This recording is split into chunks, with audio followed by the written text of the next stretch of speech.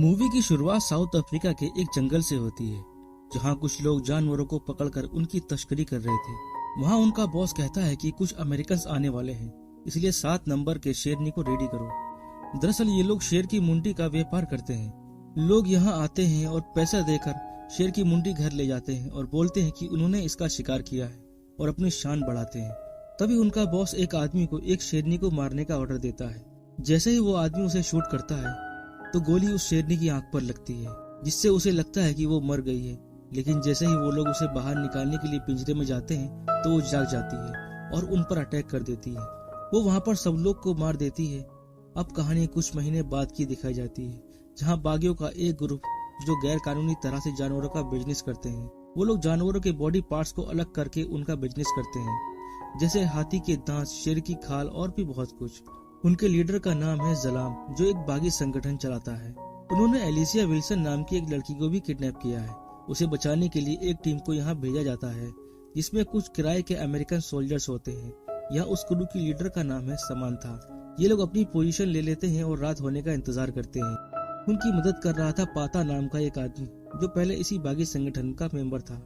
थोड़ी देर में उन्हें मैसेज मिलता है कि अंधेरा होने का इंतजार नहीं करना है, अभी अपना मिशन पूरा करो। वहाँ पर 2 रूम होते हैं, पर ये लोग गलत रूम में ब्लास्ट कर देते हैं। वहाँ सब लोगों को पता चल जाता है कि कोई उस लड़की को छुड़ाने के लिए आया है। दोनों तरफ से फायरिंग होती है। बड़ी मुश्किल से समांथा और 2 लोग उस रूम में जाते हैं तो देखते हैं कि वहाँ पर एलिसिया के साथ और 2 लड़कियां हैं। समांथा एलिसिया को लेकर वहाँ से जाने लगती है तो एलिजा बोलता है कि हमें इन लड़कियों को भी अपने साथ लेकर जाना चाहिए। पहले तो समांथा मना करती है, क्योंकि उसे सिर्फ एक लड़की के ही पैसे मिले हैं, पर बाद में वो मान जाती है। वो लोग उन सब लड़कियों को लेकर वहाँ से निकल जाते हैं। जलाम अपने साथियों के साथ उनका पीछा करता है और उन पर फायरिंग करता है। जलाम के कई साथी मारे जाते हैं और समांथा के भी कुछ लोग मारे जाते हैं। समांथा के क्रू को लेने हेलीकॉप्टर आता है, लेकिन जलाम उसे मिसाइल से ब्लास्ट कर देता है। समांथा की टीम आगे बढ़ती है, लेकिन तभी उसकी गाड़ी का टायर खराब हो जाता है, जिस वजह से वो लोग आगे नहीं जा सकते थे।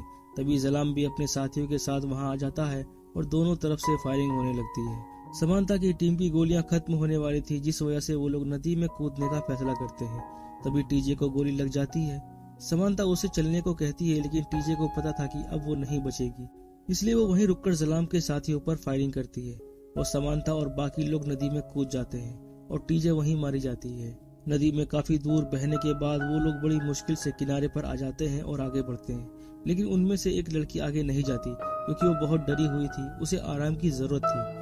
तभी पानी में से एक मगरमच्छ निकलता है और उस लड़की को मार देता है। ये देखकर सब लोग काफी डर जाते हैं। अब उन्हें जल्दी कहीं छुपना होगा, क्योंकि जलाम इतनी आसानी से इनका पीछा नहीं छोड़ने वाला। काफी देर चलने के बाद वो लोग एक आउटपोस्ट पर पहुंचते हैं। वहाँ पाता उन्हें बताता है कि आज चांदनी रात है और अगर हम जल्दी कहीं छुपे नहीं तो जलाम हमें ढूंढ लेगा और मार देगा। वो इतनी आसानी से हमें नहीं छोड़ने वाला। थोड़ी देर में वो लोग एक फार्म तक पहुंच जाते हैं। ये वही फार्म है जिसे हमने मूवी के स्टार्ट में देखा था, जहां उस शेरनी ने पूरी टीम को मार दिया था। वहां पर कोई भी नहीं होता। सब लोग मदद आने का वेट करते हैं। उनका सैटेलाइट फोन भी गोली लगने से खराब हो चुका था। पाता और माइक बाहर पहरा देने जाते हैं। इधर टेसा जॉय से समांथा के बारे में पूछती है। जॉय बताता है कि वो बहुत सख्त है, उसने कई जंग देखी है। एलिजा और समांथा रेडियो ढूंढते हुए एक कैबिन में पहुंच जाते हैं, जहां उन्हें कंप्यूटर्स और कुछ फोटोज मिलते हैं, लेकिन बिजली न होने की वजह से वो किसी को मैसेज या कॉल नहीं कर सकते थे। इसलिए वो लोग जनरेटर ढूंढते हुए कुछ पिंजरों के पास पहुंचते हैं, जहाँ किसी जानवर ने जमीन खोद रखी थी। समांथा के पूछने पर एलिजा उसे बताता है कि शायद ये किसी बड़े चूहे ने खोदे हों। इधर माइक अपने नाइट विजन कैमरे से जंगल की तरफ देखता है तो उसे कुछ भी दिखाई नहीं देता। इस पर पाता बताता है कि यहाँ काफी सारे छोटे छोटे गाँव थे। जब अल शबाब वाले यहाँ आए तो काफी सारे गाँव वाले यहाँ से भाग गए। वो बताता है कि ये पूरा इलाका मेरा घर था, मैं गया नहीं, यहीं रुका रहा। और यहाँ हमें पता चलता है कि पाता पहले जलाम की टीम के साथ था। इधर समांथा और एलिजा को एक कार मिलती है, जिसकी सीट पर काफी सारा खून पड़ा हुआ था, पर उन्हें ये नहीं पता था कि उस कार में जो कोई भी था उस पर किसने हमला किया था। इसके बाद वो लोग एक गोडाउन में पहुंच जाते हैं, जहाँ शेरों की काफी सारी खाल लटकी हुई थी। समांथा एलिजा से पूछती है कि अब इस सब का क्या मतलब है। एलिजा बताता है कि शेरों की खाल और उनकी हड्डियों का ईस्टर्न मार्केट में बहुत अच्छा पैसा मिलता है। वहाँ पर उन्हें कुछ लाशें भी मिलती हैं। ये वही लोग थे जिन्होंने शेरनी पर गोली चलाई थी। ये दोनों बातें करते हुए बाहर आ रहे थे, तो माइक रेडियो पर समांथा से बातें करता है और इतने में ही एलिजा गायब हो जाता है। समांता उसको आवाज देती है और हर तरफ ढूंढने लगती है। तभी उसे एलाइजा जख्मी हालत में मिलता है। वो मर चुका था और उसके पास की झाड़ियों में वही शेरनी बैठी थी जिसने उसे मारा था। समांता उस पर गोली चलाती है। गोली की आवाज सुनकर सब लोग अलर्ट हो जाते हैं। तभी बो बाहर आता है चेक करने के लिए। उसे वहाँ कुछ हाथी मिलते हैं जिसे देखकर वो खुश हो जाता है, पर तभी उसके पीछे से वही शेरनी आती है और बो पर हमला कर देती है। वो उस पर गोलियां चलाता है। गोली की आवाज सुनकर जॉय बाहर आता है तो वो उसे बताता है कि शेर ने उस पर हमला किया है। तभी वहाँ माइक और समांता आ जाते हैं। समांता उन्हें बताती है कि एलाइजा मारा गया है। सब लोग उसे अंदर ले जाते हैं, उसके जख्मों पर ड्रेसिंग करते हैं। वो काफी ज्यादा जख्मी था। वहीं दूसरी तरफ जलाम भी अभी तक इनको ढूंढ रहा था। उसका साथी उसे बताता है कि वो लोग साउथ की तरफ गए हैं। जलाम साउथ की तरफ निकल पड़ता है। इधर समांता और उसकी टीम काफी परेशान थे क्योंकि अब इनको चारों तरफ से खतरा है। एक तरफ जलाम और दूसरी तरफ वो शेरनी। इसलिए अब इनको किसी भी तरह जनरेटर को ढूंढकर रेडियो ऑन करना है और मदद बुलानी है। इनके पास सिर्फ 6 गोलियां ही बची थी। इतनी गोली से वो लोग जलाम का मुकाबला नहीं कर सकते थे। पाता बताता है कि उस शेरनी को इन गोलियों से कुछ भी असर नहीं होगा। इस पर समांता कहती है कि तुम कैसे जानते हो कि वो शेरनी ही है। इस पर वो बताता है कि शेरों का और मसाई के लोगों का सदियों से नाता है। हमारे गांव में जब कोई लड़का शेर का शिकार करता है तभी उसे मर्द माना जाता है। इस पर माइक उससे पूछता है कि क्या तुमने भी किसी शेर को मारा है। पाता बताता है कि उसने कोशिश की थी पर वो किसी बेजुबान को नहीं मारना चाहता था। इस पर समांता उससे कहती है कि किसी को भी अपनी मर्दानगी साबित करने के लिए किसी बेजुबान को नहीं मारना चाहिए। इसके बाद सब लोग अपनी अपनी पोजीशन ले लेते हैं और माइक टावर पर जाकर अपने नाइट विजन कैमरे से चारों तरफ देखने लगता है और सबको नेविगेट करता है क्योंकि वो शेरनी कहीं पर भी छुपी हो सकती है। जैसे ही जॉय और समांता आगे जाते हैं तभी माइक उन्हें रोक देता है क्योंकि वो शेरनी ठीक उनके सामने झाड़ियों में ही थी। वो लोग वहीं पर रुक जाते हैं और तभी माइक का कैमरा खराब हो जाता है। थोड़ी देर बाद जब उसका कैमरा ठीक हो जाता है तो वो शेरनी वहाँ से गायब हो चुकी थी। इस बात से ये लोग परेशान हो जाते हैं। थोड़ा आगे जाने पर उन्हें जनरेटर तो मिल जाता है लेकिन उसमें डीजल नहीं होता। तभी जॉय डीजल का इंतजाम करता है और जनरेटर में डाल देता है। जनरेटर स्टार्ट तो हो जाता है लेकिन फिर तभी बंद हो जाता है। इधर माइक अपना कैमरा ठीक कर रहा था कि तभी एक सेल उसके हाथ से छूटकर नीचे गिर जाता है। माइक उसे उठाने के लिए नीचे आता है। उसे वो सेल मिल जाता है। जैसे ही वो उस सेल को कैमरे में डालकर कैमरा ऑन करता है तभी सामने से वो शेरनी उस पर अटैक कर देती है और उसे मार देती है। इधर ये लोग भी जनरेटर को ऑन करने में कामयाब हो जाते हैं। इधर पाता को माइक की लाश पड़ी हुई मिलती है और वो ये बात सबको बता देता है। इसके बाद समांता स्टेशन 1 पर कॉल करती है और अपनी लोकेशन के बारे में बताती है। वो बताती है कि अल शबाब संगठन हमारे पीछे पड़ा है। हमारे पास गवर्नर की बेटी है और हमारी कई साथी भी मारे गए हैं और हमारी गोलियां भी खत्म हैं। हमें एक्सट्रैक्शन की जरूरत है। लेकिन स्टेशन 1 से उन्हें मैसेज मिलता है कि तत्काल एक्सट्रैक्शन पॉसिबल नहीं है। सुबह तक कोई भी एसिड फ्री नहीं है। ये सुनकर सब लोग बहुत परेशान हो जाते हैं। तभी पाता बताता है कि उस लड़की को फिरौती के लिए किडनैप नहीं किया गया था। इसे इसलिए किडनैप किया गया था ताकि जलाम इस पूरे इलाके पर राज कर सके। ये सुनकर टेसा पाता से पूछती है कि तुमको ये सब कैसे पता। इस पर पाता बताता है कि मैं पहले अल शबाब का सिपाही था। ये सुनकर टेसा उस पर गन पॉइंट कर देती है।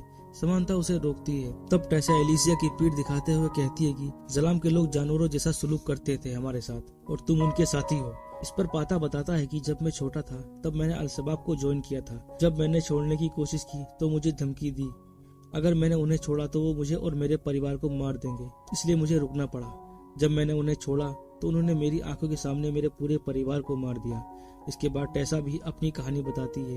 वो बताती है कि कैसे जलाम के लोगों ने उसकी आंखों के सामने उसके पूरे परिवार को मार दिया था। ये सुनकर पाता रोने लगता है और पहरा देने के लिए बाहर चला जाता है।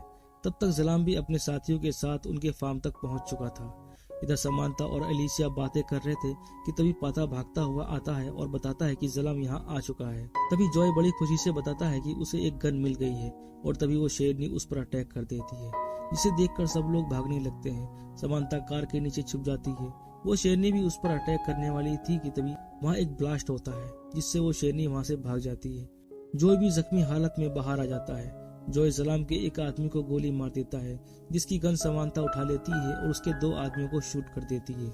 इसके बाद वो एलिसा के पास जाती है लेकिन टेसा वहाँ नहीं थी। टेसा गोडाउन में छुपी हुई थी। वहाँ जलाम के आदमी आ जाते हैं और जैसे ही वो उसे मारने वाले थे तभी वहाँ समांता आ जाती है और दोनों को मार देती है और उसे बचाकर बाहर आ जाती है।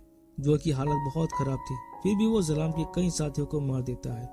इधर समांता की भी गोलियां खत्म हो जाती हैं। तभी पाता आकर उसे गोलियां देता है। इधर एक आदमी एलिसिया को पकड़ लेता है लेकिन एलिसिया हिम्मत करके उसे मार देती है। वहीं दूसरी तरफ पाता मसाक को देख लेता है और उस पर अटैक कर देता है, क्योंकि मसाक नहीं पाता के पूरे परिवार को मारा था। मसाक पाता पर कई बार वार करता है। वो उसे मारने ही वाला होता है कि तभी समांता उसके पैर पर गोली मार देती है और पाता अपनी गन उठाकर मसाक को मार देता है। अब उसका बदला पूरा हो चुका है, अब वो खुशी से मर सकता है। इधर बो और जॉय दोनों एक जगह आकर बैठ जाते हैं। दोनों की हालत बहुत ही ज्यादा खराब होती है। तभी इनके पास जलाम के 3 साथी आते हैं। वो इनको मारने ही वाले होते हैं कि तभी वो शेरनी उन पर अटैक कर देती है और तीनों को मार देती है। इधर बो बैठा बैठा अपनी आखिरी सांस लेता है और अपनी आखिरी सांस तक बहुत बहादुरी से लड़ता है। समांता जलाम के बहुत सारे लोगों को मार देती है और तभी जलाम टेसा के गले पर चाकू रख देता है और उसे एलिसा के बारे में पूछता है। तभी समांता को एक आइडिया आता है और वो उसे बताती है कि एलिसा गोडाउन में है। जलाम उसे उसके पास ले जाने को बोलता है। तभी समांता उससे पूछती है कि तुम्हें वो लड़की क्यों चाहिए। इस पर वो बताता है कि मैं ये सब पैसों के लिए कर रहा हूँ। इधर जॉय को उस शेरनी के कुछ बच्चों की आवाज आती है और जैसे ही जलाम और समांता अंदर जाते हैं, टेसा और एलिसिया दरवाजा बंद कर देते हैं और तभी वहाँ वो शेरनी आ जाती है और यही समांता का प्लान था और वो शेरनी जलाम पर अटैक करके उसे मार देती है।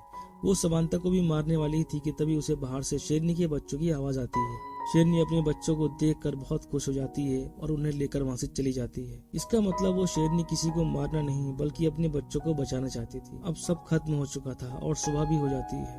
तभी इनकी मदद के लिए हेलीकॉप्टर आता है और ये मूवी यहीं पर खत्म हो जाती है। दोस्तों, अगर आपको ये मूवी एक्सप्लेनेशन पसंद आया है तो वीडियो को लाइक करना और चैनल को जरूर सब्सक्राइब करना।